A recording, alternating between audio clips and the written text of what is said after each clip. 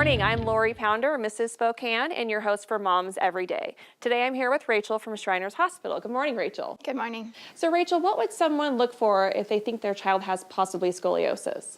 The easiest way for parents to screen their kids is probably to start from the head and work their way down. So the first part, looking for your head, they want to make sure that the head is kind of centered either over shoulders or over pelvis. If their head seems off to the left or to the right, that might be a good indicator. Shoulder height is another good example. If one shoulder seems higher than the other, if you're looking at them, that's an indicator.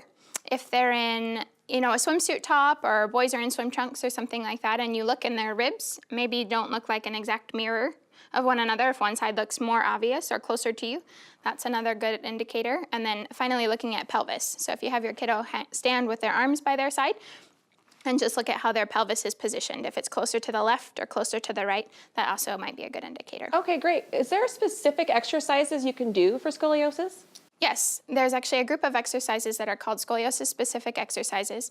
I'm a certified teacher for those exercises.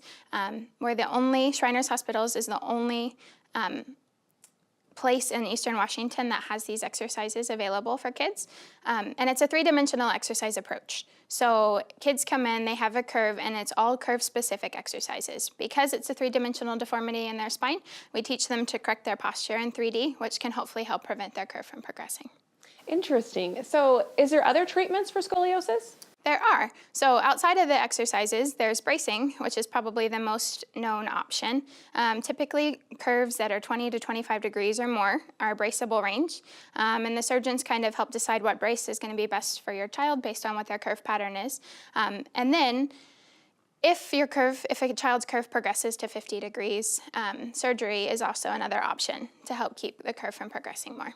Going back to the exercises, have you guys found by just doing the exercises that it's decreased the curve? Yes, so we've had a couple other positive outcomes.